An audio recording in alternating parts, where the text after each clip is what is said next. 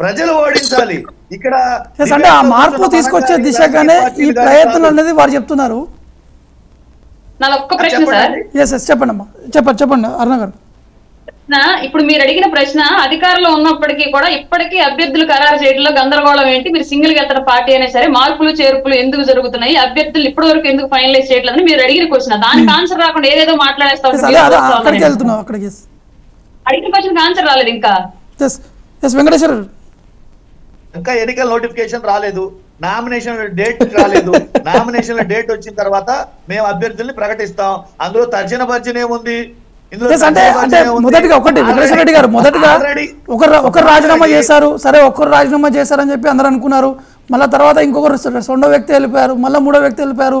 మళ్ళీ ఎవరు ఉంటారో ఉండరో అనే కన్ఫ్యూజన్ జగన్మోహన్ రెడ్డి ఉన్నారనేది చర్చ జరుగుతుంది. దానికి ఏం సమాధానం చెప్తారు? దానికి చెప్తాను. ఏమండి, ఇందులో ఒకరి వెంకటేశ్వర రెడ్డి గారు వచ్చింది లిస్టు.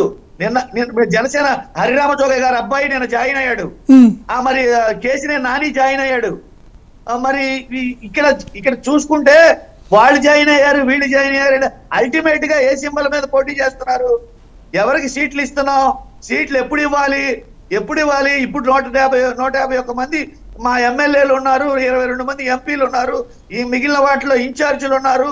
సరే ఓకే, అదే మీరు నిర్వహిస్తున్నారు, సరే ఇన్ఛార్జ్లని మార్పులు చేస్తున్నారు అంటే అక్కడ ఉన్నటువంటి క్యాడర్ కావచ్చు, అక్కడ ఉన్నటువంటి సమస్యలు కావచ్చు, మీ సర్వేలు కూడా కొంత టఫ్గానే ఉన్నాయని చెప్పి మీ సర్వేలు చెప్పాయి. అందుకే ఈ సమన్వయకర్తను కూడా ఈ మార్పు చేస్తున్నటువంటి సమయంలో కూడా కరెక్ట్ అయినటువంటి క్లారిటీ లేకనే ఈ ఇబ్బందులు పడుతున్నారు అనేది చెప్తున్నారు.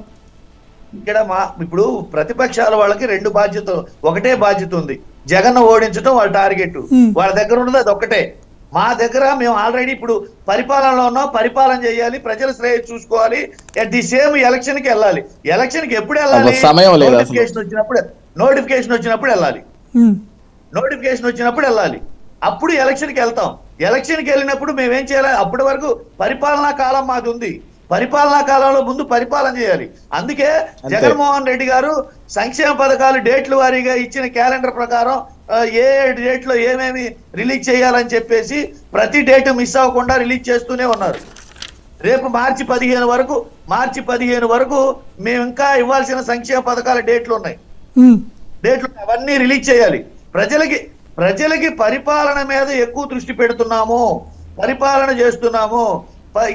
కానీ ఆ విధంగా ప్రజలకి అందట్లేదు. సంక్షేమ పథకాలు కావచ్చు, జగన్మోహన్ రెడ్డి తీసుకొచ్చినటువంటి ఎన్నో పథకాలు కానీ అవి నేరుగా ప్రజలకు అందట్లేదు. కొంత ఇబ్బందికరమైనటువంటి వాతావరణం నెలకొన్నటువంటి అవకాశం ఉన్నాయని వారు చెప్తున్నారు. ఒకసారి కృష్ణాంజలి గారు ఉన్నారు. కృష్ణాంజలి గారు, ఏపీ రాజకీయాలు శరవేగంగా మారుతున్నాయి. ఎప్పుడు ఏం జరుగుతుందో అర్థం కానిటువంటి పరిస్థితులు నెలకొన్న ఏపీలో.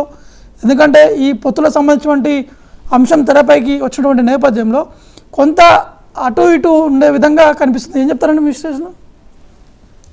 పొత్తులకు సంబంధించినటువంటి విషయానికి వచ్చేసరికల్లా ఆల్రెడీ తెలుగుదేశం జనసేన పొత్తులో ఉన్నాయి. ఎందుకు వీళ్ళు ముందుకు వెళ్ళలేకపోతున్నారు అనేటువంటి చర్చ మొన్నటి వరకు. వాళ్ళు ఆల్రెడీ అభ్యర్థులను ప్రకటించారు, జనసేనకు సీట్లు ఎన్నో కూడా తేల్చారు. ఆ క్రమంలో తర్వాత ఇద్దరు కలిసి మరి ఎందుకు ముందుకు వెళ్ళలేకపోతున్నారు అంటే మొన్న తాడేపల్లిగూడెంలో సభ పెట్టి, ఆ సభలో సభలో ఎజెండా ఉందా లేదా అనేటువంటిది వేరే చర్చ. ఇప్పుడు వెంకటేశ్వర గారు చెప్పారు కదా, వాళ్ళకి ఎజెండా లేకుండా జగన్మోహన్ రెడ్డిని దించడమే లక్ష్యంగా వాళ్ళు ప్రకటిస్తున్నారు. మరి భవిష్యత్తులో వాళ్ళు ఉమ్మడి మేనిఫెస్టో ప్రకటన, వీళ్ళు భవిష్యత్తులో ఏం చేయబోతున్నారు, ఈ రాష్ట్రంలో ప్రజలకు ఏం చేయబోతున్నారు అని నెక్స్ట్ సభలో అన్న చెప్తారేమో చూద్దాం. పొత్తుల విషయానికి వచ్చేసరికల్లా బీజేపీ కోసం తెలుగుదేశం జనసేన ఎదురు చూస్తున్నటువంటి పరిస్థితి అయితే కనపడుతుంది.